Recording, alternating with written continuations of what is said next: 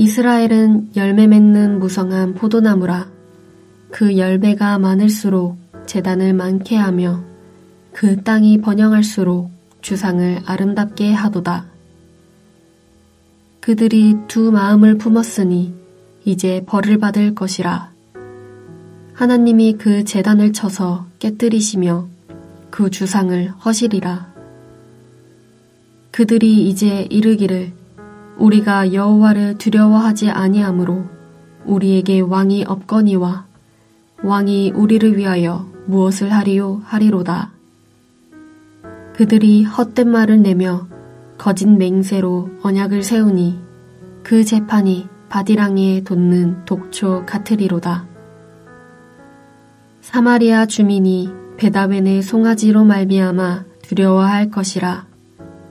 그 백성이 슬퍼하며 그것을 기뻐하던 제사장들도 슬퍼하리니 이는 그의 영광이 떠나감이며 그 송아지는 아수르로 옮겨다가 예물로 야렙 왕에게 드리리니 에브라임은 수치를 받을 것이요 이스라엘은 자기들의 계책을 부끄러워할 것이며 사마리아 왕은 물 위에 있는 거품같이 멸망할 것이며 이스라엘의 죄 곧 아웬의 산당은 파괴되어 가시와 찔레가 그 제단 위에 날 것이니 그때에 그들이 산더러 우리를 가리라 할 것이요 작은 산더러 우리 위에 무너지라 하리라.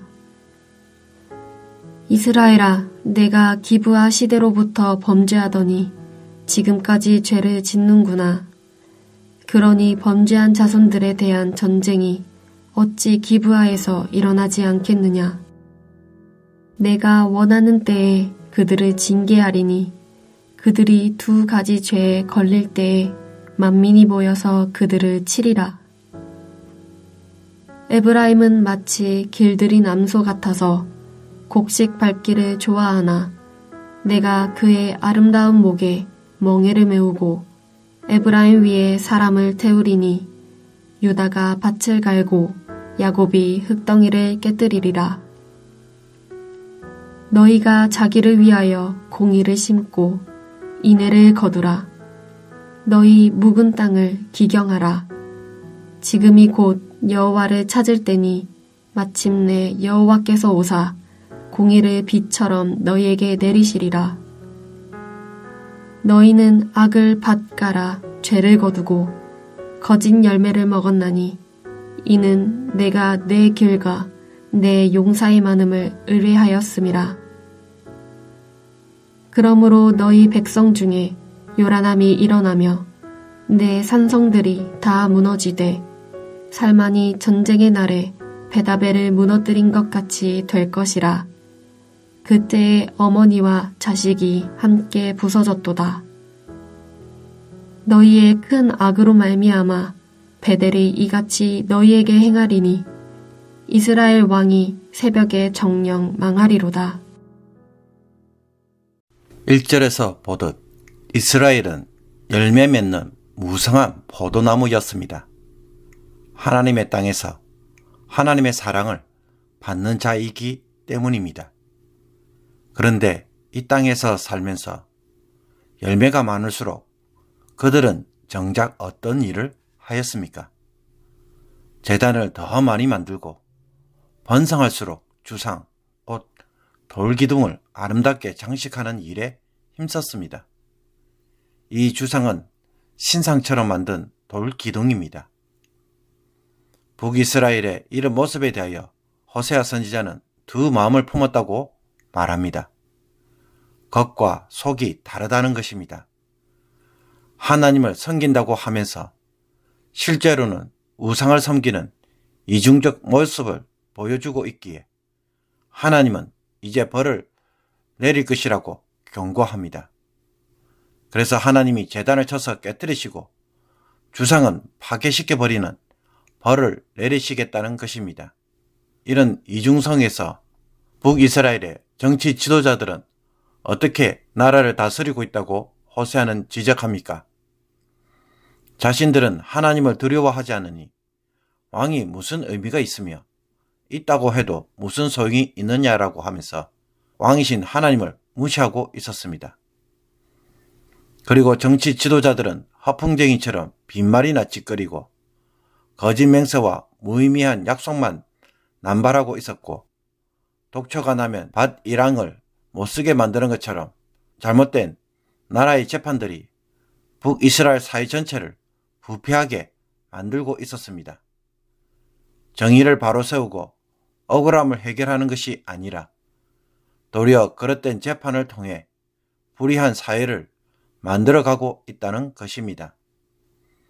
북이스라엘의 이런 이중적 신앙, 즉 두 마음을 품고 있었기에 하나님은 국가적인 성소인 벳아웬의 송아지를 멸망시킬 것을 예고합니다. 국가적 재앙의 원인이 여기에 있기 때문입니다. 벳아웬은 베델에 대한 다른 명칭입니다. 원래 베델은 하나님의 집이라는 뜻이고, 이와 달리 벳아웬은 죄악의 집 혹은 헛된 집이라는 뜻입니다. 하나님의 집이었던 베델에서 북이스라엘이 베델에 금송아지를 세우고 하나님 대신에 예배하고 있으니 이것을 두고 죄악의 집이라고 부르면서 조롱하는 말이 바로 벳아웬입니다. 그러나 벳아웬에 세워진 송아지 우상을 잃게 되자 사마리아 주민들이 보인 반응은 무엇입니까? 그들은 두려워하고 슬퍼하며 우상을 기뻐하던 제사장들은 그 영광이 자신들을 떠나갔다는 것에 슬퍼합니다. 북이스라엘에 닥친 재앙과 하나님은 전혀 두려워하지 않고 베델에 세워진 송아지 우상이 사라지는 것을 두고는 슬퍼하는 참으로 어처구니 없는 일을 하고 있는 것입니다. 그러니 하나님이 어떻게 하셔야 하겠습니까? 이 송아지는 아수르로 실려가서 야렙 왕, 즉 큰 왕에게 예물로 바쳐지게 될 것이며, 그래서 에브라임은 수치를 받을 것이고 자신들의 계책, 즉 우상을 섬기던 일로 부끄러움을 당하게 할 것이라고 하나님은 말씀합니다. 아수르의 군대가 쳐들어올 때에 사마리아 왕은 나무에서 잘린 나뭇가지처럼 물 위에 떠내려갈 것입니다. 그 결과 이 모든 죄의 핵심인 벳아웬의 산당은 파괴되며 가시와 찔레가 자라나서 뒤덮을 것이고, 백성들은 산들을 향해 우리를 가려달라고 하고 작은 언덕을 향해 우리를 덮어달라고 호소할 것입니다. 죄의 근원이 되는 산당을 폐허로 만드시겠다는 것입니다. 이미 9장 9절에서도 언급한 것처럼 북이스라엘의 죄악은 기브아 시대부터 시작되어서 지금까지 계속되고 있었다고 하나님은 탄식합니다. 이스라엘아, 내가 기브아 시대로부터 범죄하더니 지금까지 죄를 짓는구나. 그러니 하나님은 이런 무법한 자들, 즉 부패한 자들을 전쟁을 통해 심판하지 않으실 수 없다고 하시면서 하나님이 원하시는 때에 그들이 두 가지 죄에 걸려든다면 만민을 모아서 북이스라엘을 칠 것이라고 경고합니다. 과거 에브라임은 훈련된 암소 같아서 추수한 곡식을 밟으며 타작하는 일을 좋아했습니다. 그러나 이제 하나님은 그의 아름다운 목에 멍에를 메우고 사람이 타는 수레를 끌게 하셔서 유다는 밭을 갈고 야곱은 땅을 경작해야 한다고 말씀합니다.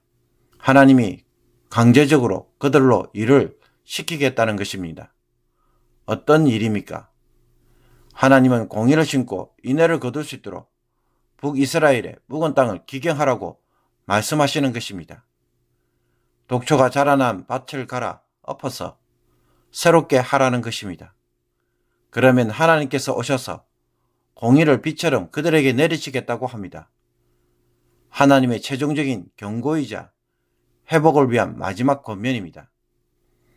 그런데도 그들은 죄악을 바꿔라 죄를 거두고 거짓 열매를 먹었습니다. 자신들이 걸어가야 하는 길에 대하여 자기 확신이 넘쳤고 군사가 많다는 사실을 더 신뢰하였던 것입니다. 그러므로 호세아 선지자는 하나님을 왕의 자리에서 내려오게 하고 자기 확신에 차서 자기 힘만 의지하는 북이스라엘을 향하여 심판을 선언합니다. 너희 백성 중에 요란함, 즉 전쟁의 함성이 일어나고 산성들이 무너지되 당시에 모압 왕이 벳아벨을 무너뜨린 것처럼 함락될 것이라고 말합니다. 하나님은 북이스라엘의 큰 악으로 말미암아 우상의 중심지인 베델에게 이와 같이 할 것이며, 때가 되면 반드시 새벽이 찾아오듯 이스라엘 왕은 정녕 망할 것이라고 선포합니다. 성도 여러분, 북이스라엘 백성들은 풍요로울수록 우상의 제단을 만들고 우상의 돌기둥을 세워서 장식하였습니다. 베델에 금송아지를 세워 하나님을 섬기는 혼합주의 신앙이 국가의 기초가 되고 삶의 기초가 되었기에 베델은 하나님의 집이 아닌 제약의 집이 되었습니다. 백성들은 하나님이 아닌 금송아지 때문에 슬퍼하고 즐거워하는 금송아지 백성이 된 것입니다. 하나님으로 인해 가나안 땅에 정착하였지만 이제 그들은 풍요를 기대했고 여호와가 아닌 풍요의 신인 바알을 삶의 중심에 두고 추구한 것입니다. 이민교회를 목회하다 보면 성도들이 영주권을 받기 전까지는 열심히 신앙생활을 하고 기도하며 캐나다로 부르신 이유를 찾고 이 하나님의 뜻을 이룰 수 있도록 해달라고 간구합니다. 그러나 막상 영주권을 받고 나면 그 뒤에 어떻게 신앙생활을 합니까? 사는 것이 갑자기 중요해지고 아이들의 미래가 삶의 목표가 되며 직장이 모든 결정의 기준이 됩니다. 어떻게 해서든지 성공을 하고 정착하는 일이 최우선순위가 된 것입니다. 그러면 어떻게 신앙생활을 할 수밖에 없습니까? 교회도 나오고 신앙생활도 여전히 하지만 머릿속에는 온통 사는 문제뿐입니다. 사는 문제가 삶의 중심이 되니 이것이 우상처럼 작동합니다. 나의 모든 생각과 판단과 결정의 기준으로 들어오기 시작하는 것입니다. 3절에서 보듯 정치 지도자들이 이 일에 앞장섰습니다. 하나님을 왕으로 모신다고 한들 무슨 소용이 있느냐는 식으로 살아갑니다. 하나님은 과거의 하나님이고 가나안 땅을 정복할 때만 필요했던 전쟁의 신에 불과하였습니다. 이제 그들이 필요로 하는 것은 자신들의 욕망을 충분히 채워줄 수 있는 풍요의 신이었습니다. 그러므로 베델에 금송아지가 세워지는 것입니다. 베델이라는 이름이 벳아웬으로 바뀌어진 것입니다. 지금 나의 신앙이 바로 이러하지는 않습니까? 하나님이 아닌 풍요와 욕망을 채우기 위하여 금송아지를 가져다 놓고 숭배하고 있는 것은 아닌지 반드시 점검해야 할 것입니다. 행여라도 그 길로 가는 마음이 있다면 호세아 선지자의 경고를 전환점으로 삼아야 할 것입니다. 속히 돌이켜서 묵은 땅을 기경함으로 독초가 자라나지 않도록 해야 할 것입니다. 하나님이 주신 삶의 평안과 부유함을 우상에게 돌리고 우상 숭배로 빠지는 일이 없기를 주님의 이름으로 축복합니다. 기도드리겠습니다. 하나님 아버지, 하나님이 주신 복이 하나님을 대체하고 인생의 목표와 가치가 되지 않게 하여 주옵소서.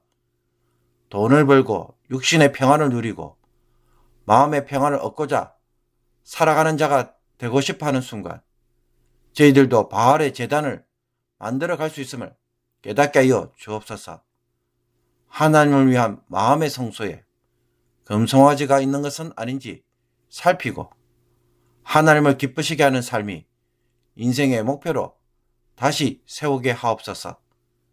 주의 일을 하는 것에 즐거움 있게 하시며 어떤 결과가 주어지든지 간에 하나님에게 순종하며 사는 것을 삶의 목표와 행복으로 삼는 자가 되게 하여 주옵소서. 그래서 주의 길을 걷다 보니 복을 얻고 주의 길에서 하나님과 깊이 교제하고 주의 길에서 참된 행복을 발견하는 영혼의 기쁨을 누리게 하옵소서. 오늘도 이 은혜로 살아가게 하옵소서. 예수 그리스도의 이름으로 기도하옵나이다. 아멘.